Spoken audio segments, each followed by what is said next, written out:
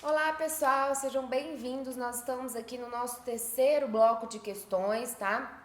Em direito material do trabalho e vamos dar continuidade aqui. Já vem comigo que a gente vai para a primeira questão. Nossa primeira questão aí na tela é a questão de número 17, que caiu na prova em 2019, no 28º exame para a OAB, ok? Vamos lá. Rita de Cássia é enfermeira em um hospital desde 10 de janeiro de 2018, no qual trabalha em regime de escala de 12 por 36 horas no horário das 7 às 19. Tal escala encontra-se, aqui tem um hífen, né? Desculpa. Encontra-se prevista na convenção coletiva da categoria da empregada.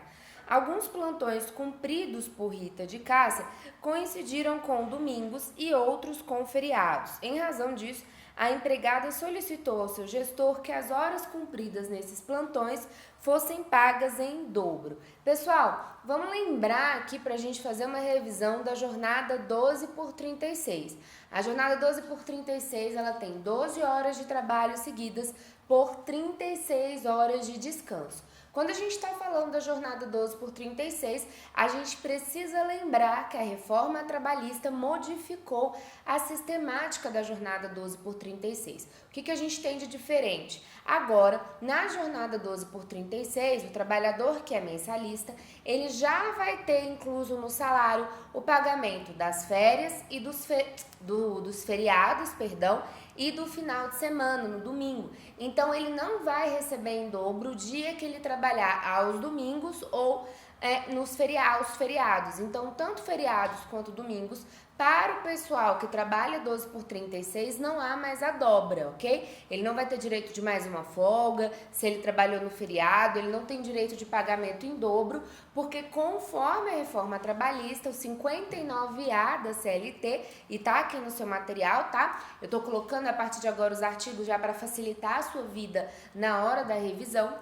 O 59A vai deixar muito claro que quando o trabalhador ele está nessa jornada 12 por 36, ele já vai ter incluso a remuneração dos feriados e dos domingos trabalhados. Mais um ponto importante sobre a jornada 12 por 36. Você vai colocar aí no seu material que a súmula 444 do TST está prejudicada. Porque o TST entendia o seguinte até a reforma. Até a reforma trabalhista só podia trabalhar na jornada 12 por 36 aquele trabalhador que tinha uma autorização em acordo coletivo de trabalho ou convenção coletiva de trabalho, ou também uma autorização legal, como bombeiro civil, por exemplo. Após a reforma trabalhista, basta um acordo escrito entre empregado e empregador, então basta um acordo individual escrito entre empregado e empregador para que essa jornada 12 por 36 ela seja válida, ok? E o último ponto aí, uma novidade que a gente tem em relação à jornada 12 por 36 é o que consta lá no parágrafo único do artigo 60. Lá a gente tem a previsão, o artigo 60 como um todo, ele fala que não é possível labor extraordinário em atividades insalubres, a não ser que haja uma autorização da autoridade competente. Então, qual é a ideia da CLT? Como a atividade insalubre ela é uma atividade que prejudica o trabalhador, eu só poderia autorizar horas extras numa atividade insalubre com uma autorização daquela autoridade competente que tem que analisar se o trabalhador de fato poderia ficar exposto ele mais de 8 horas a determinada atividade, a determinado agente insalubre. Só que o parágrafo único do artigo 60 abriu uma exceção para a jornada de 12 por 36. Assim, quando a gente estiver falando de jornada 12 por 36, mesmo sem autorização, eu posso sim fazer uma hora extra em atividade insalubre, ok? Vem aqui para a tela comigo para eu mostrar para você, ó. Aí o 59A, ele fala, tá, do acordo individual escrito.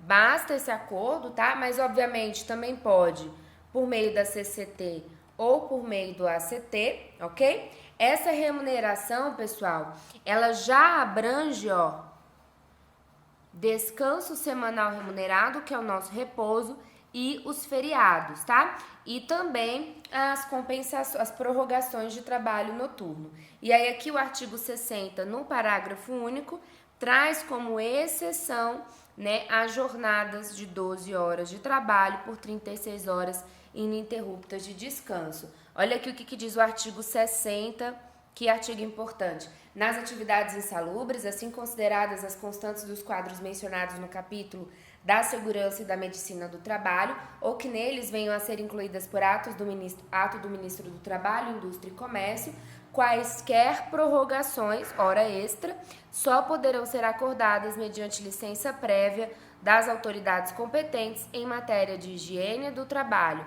ok? As quais, para esse efeito, procederão aos necessários exames locais e à verificação dos métodos de processos de trabalho, quer diretamente, quer por intermédio de autoridade sanitária federal, estadual e municipal, com quem entrarão em entendimento para tal fim, ok? Pessoal, então vamos anotar aqui, vamos fazendo aqui as nossas observações, ok? Então, nossa primeira observação aqui do dia, primeira observação, quanto à jornada 12 por 36, tá? Você vai lembrar que basta um acordo individual escrito. Também pode ser acordado por ACT ou por convenção coletiva de trabalho, ok? Você vai lembrar que ela já tem embutido no salário, né? No salário, deixa eu colocar aqui. Vamos colocar que já estão incluídos no salário.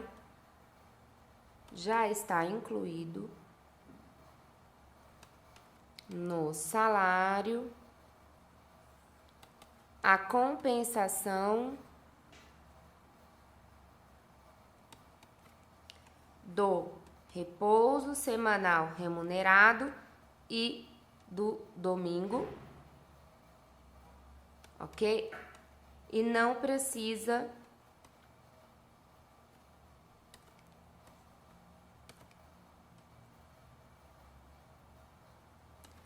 de licença prévia em atividades insalubres, beleza? Primeira observação aqui do dia. Então, vamos lá, vamos voltar, né, pra gente resolver a questão. Olha aí, sobre a pretensão da empregada, diante do que preconiza a CLT, assinale a alternativa correta. A. Ela fará jus ao pagamento com adicional de 100% apenas no feriado? Não, né, pessoal? Ela não vai ter nenhum tipo de adicional, não tem nenhum tipo de adicional, ok? Ela não terá direito ao pagamento em dobro nem dos domingos nem nos feriados. Perfeito. Quem trabalha na jornada 12 por 36 não vai mais ter direito ao dobro aí, à compensação em relação ao trabalho realizado ao domingo ou no feriado. Então, ela não tem direito a esse pagamento em dobro. C. Ela terá direito ao pagamento em dobro da escala que coincidir com o domingo? Errado. Ela não tem, tá, nenhum direito à dobra. D. Ela receberá em dobro as horas extras nos domingos e feriados? Errado, né? Ela não receberá essa dobra. Beleza? Então, questão 17 aí, letra B de bola. Vamos para a questão de número 18, uma questão que caiu em 2018 no 26º exame. Considerando a grave crise financeira que o país atravessa, a fim de evitar a dispensa de alguns funcionários, a Metalúrgica Multiforte Limitada pretende suspender sua produção por um mês. O Sindicato dos Empregados da Indústria Metalúrgica contratou você como advogado para buscar ali a solução para o caso. Segundo o texto da CLT, assinale a opção que apresenta a solução de acordo mais favorável aos interesses dos empregados. A. Implementar a suspensão dos contratos de trabalho dos empregados por 30 dias por meio de acordo individual de trabalho? Não, né, pessoal? Porque aqui os trabalhadores, se esse acordo for fechado, você vai ficar com uma suspensão. Lembra lá que a suspensão não tem salário não tem salário e não tem trabalho. A suspensão não é uma boa porque os empregados ficam sem receber salário. Não tem salário e não tem trabalho. Conceder férias coletivas de 30 dias é exatamente a ideia. Quando a gente fala de férias coletivas, pessoal, vou fazer aqui um esqueminha com vocês. A gente tem aqui a previsão lá no artigo 139 da CLT. Por que as férias coletivas, elas acabam sendo uma saída quando o empregador ele quer, por exemplo, parar a produção por 30 dias? Porque a gente tem que lembrar que o melhor momento concessivo para as férias é decidido pelo empregador. É o empregador quem decide o melhor momento para conceder as férias aos empregados. Então, se ele quer parar a produção por 30 dias, nada mais útil, você como advogado deveria sugerir, inclusive pensando ali nos empregados, na concessão de férias coletivas, porque as férias, elas representam hipótese de interrupção do contrato de trabalho. Se elas representam uma hipótese de interrupção do contrato de trabalho, isso quer dizer o quê? Não tem trabalho, mas tem salário. E as férias, elas são uma obrigação do empregador. Então, o empregador, ele cumpre uma obrigação, aproveita e para a produção. Vamos anotar aqui? Anota aqui, ó, que as férias, elas representam uma interrupção no contrato de trabalho. Se ela é uma interrupção, a gente tem duas coisas importantes. Eu não tenho trabalho, o trabalhador ele vai descansar, mas tem salário. Ok? Eu quero fazer aqui vamos terminar aqui os itens que eu faço um esqueminha para vocês em relação a essas férias coletivas, tá?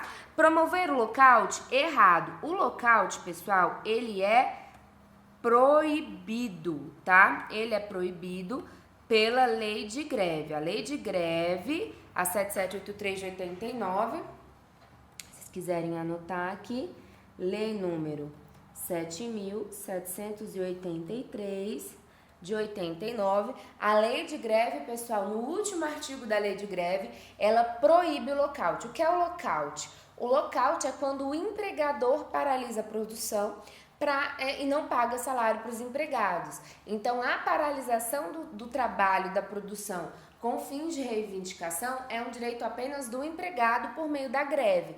E aí o lockout, que seria a paralisação do trabalho pelo empregador, é vedada pelo ordenamento. O lockout é vedado pelo ordenamento jurídico, ok? Então, essa paralisação do trabalho com fins de reivindicação pelo empregador, vedada, proibido pela lei de greve, ok?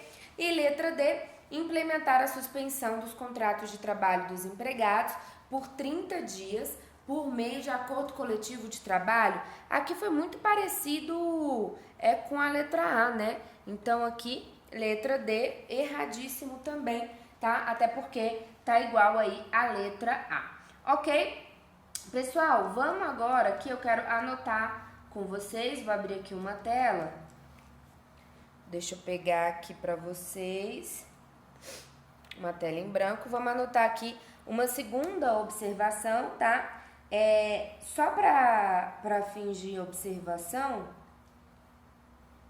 a gente falou aqui da lei de greve, do lockout, né? Se vocês quiserem anotar, é o artigo 17, tá? Da lei de greve, que vai dizer que fica vedada a paralisação das atividades por iniciativa do empregador com o objetivo de frustrar ou dificultar atendimento e reivindicação dos respectivos empregados, seria o lockout, ok? Vamos aqui anotar uma segunda observação, vou colocar até de outra cor para não confundir. A segunda observação, você já vai utilizar e vai pegar essas observações, tá? Para que você consiga fazer o seu material de revisão. Não esquece de pensar aí no seu material de revisão, tá? As férias coletivas, pessoal, férias coletivas, elas têm alguma peculiaridade, tá? Nunca vi férias coletivas cair detalhes, cobrar detalhes das férias coletivas, mas é bom, pelo menos não aí depois que a FGV, mas é bom que a gente saiba alguns detalhes, algumas observações, porque ela tem algumas diferenças, tá? As férias coletivas, elas podem ser concedidas a todos os empregados,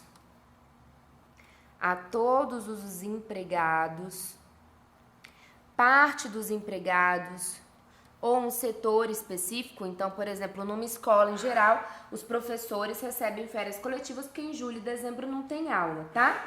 Essas férias coletivas, elas podem ser fracionadas, em até 2 períodos e não 3, como as férias normais, as férias individuais, tá? Sendo que nenhum deles pode ser inferior a 10 dias.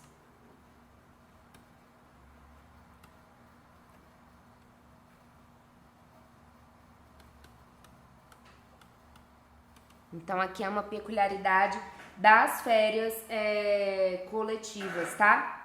Essas férias coletivas, elas têm que ser informadas com 15 dias de antecedência. 15 dias de antecedência.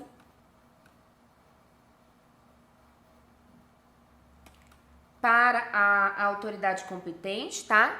Então, aqui é o órgão competente. Eu vou colocar competente aqui porque a CLT fala Ministério do Trabalho e o Ministério do Trabalho foi extinto, tá? Então, você informa tanto para o órgão competente, vou colocar aqui o extinto Ministério do Trabalho, hoje é uma secretaria vinculada ao Ministério da Economia, e os sindicatos. Os sindicatos também terão direito, terão aí que receber essa informação. Aqui a gente tem uma peculiaridade, tá? Quem tem menos de 12 meses, os empregados que têm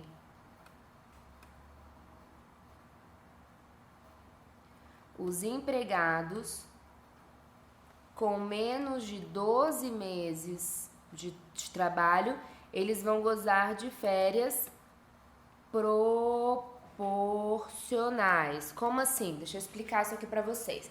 Vamos supor que eu sou uma professora, fui contratada por uma faculdade em agosto de 2019.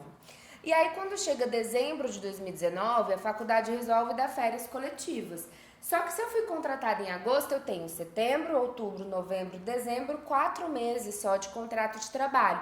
Eu ainda nem adquiri o meu direito a férias integrais. O que a lei vai dizer? Que aqueles empregados que têm um período aquisitivo menor do que os 12 meses, por exemplo, eu tenho só 4 dozeavos de férias, eu só tenho 4 meses trabalhados. Eu vou receber 4 dozeavos de férias e não os 30 dias como todos os outros empregados. Eu gosto de férias proporcionais, então eu recebo 4 dozeavos de férias, 1/3 desse meu período de 30 dias serão férias, tá? Eu recebo inclusive com 1/3. Os outros 20 dias são interrupção do contrato de trabalho. Eu recebo meu salário, mas eu não preciso trabalhar porque a faculdade está dando férias coletivas. Quando eu retorno das férias coletivas, o meu período de aquisição ele zera, tá? Ele é recontado. Essa é a sistemática prevista pela CLT no artigo 140. Vou anotar aqui para vocês, tá? No retorno, vocês vão ter o período aquisitivo zerado. Período aquisitivo zerado, beleza? Você recomeça a contar. Você conta do zero, tá? Isso é o que tá lá no 140 da CLT. E aí a gente tem algumas formalidades aqui em relação à anotação da CTPS, você tem que fazer essa anotação. Então, anote aí que as férias coletivas estão no artigo 139 a 142 da CLT, tá? A 141, perdão.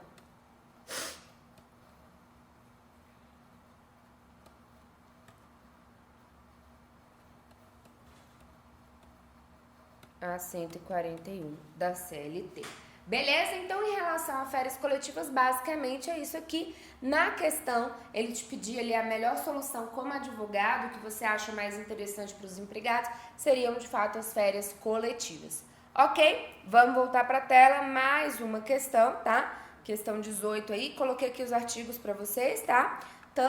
O 139, 140 e o 141 das férias coletivas. Vamos aí para mais uma questão.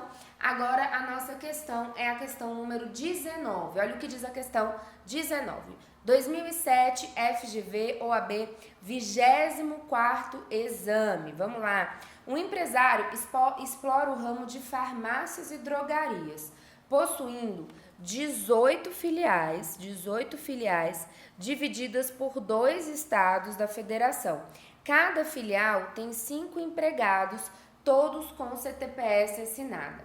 O empresário, desejando saber se precisa manter controle escrito dos horários de entrada e saída dos empregados, procura você como advogado para orientar, tá? Diante da situação retratada e com base na CLT, assinale a afirmativa correta. Vamos aqui pontuar algumas observações importantíssimas sobre o registro de ponto.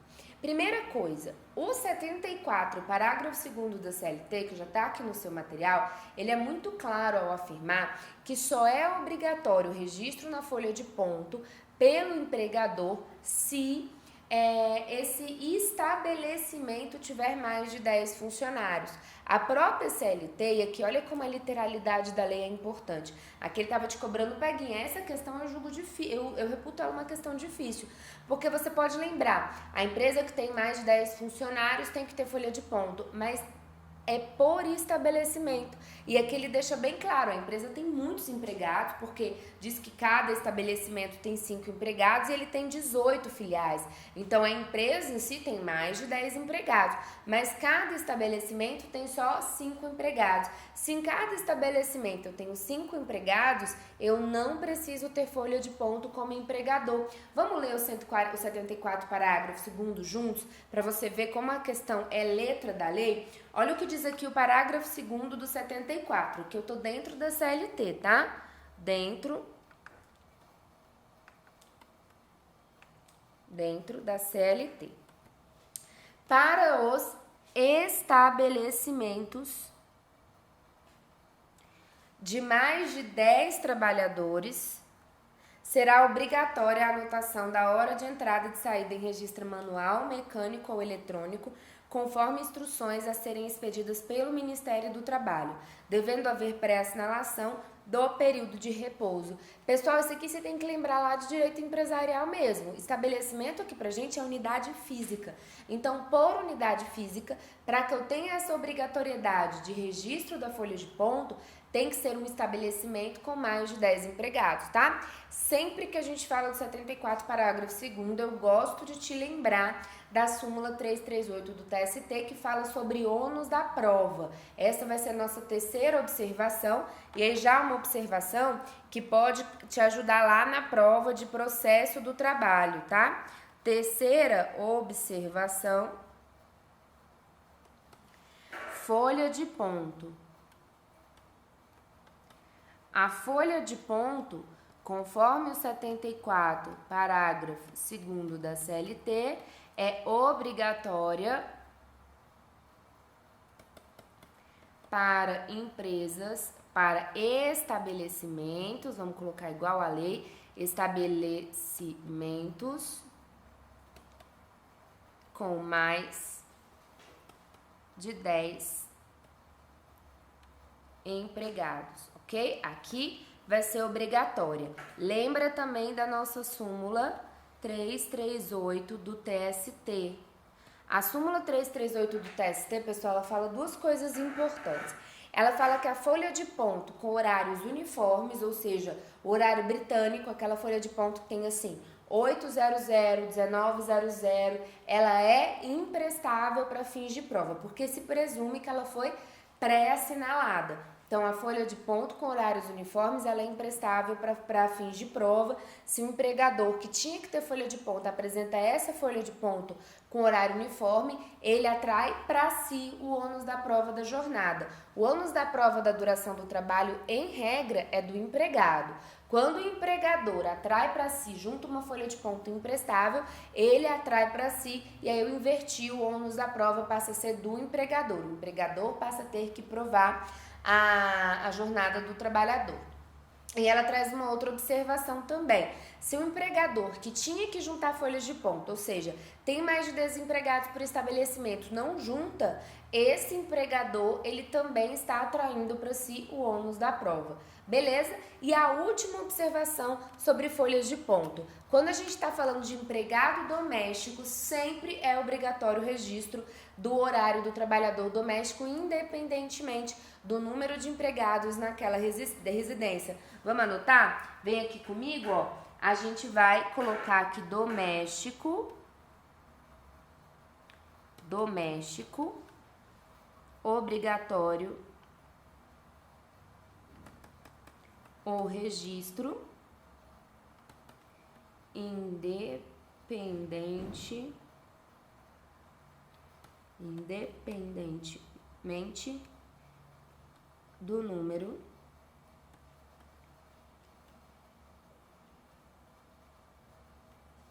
de empregados, ok? Eu vou pegar aqui para vocês na Lei do Trabalhador Doméstico, só pegar aqui para vocês o artigo que diz isso, se não me engano é o 12.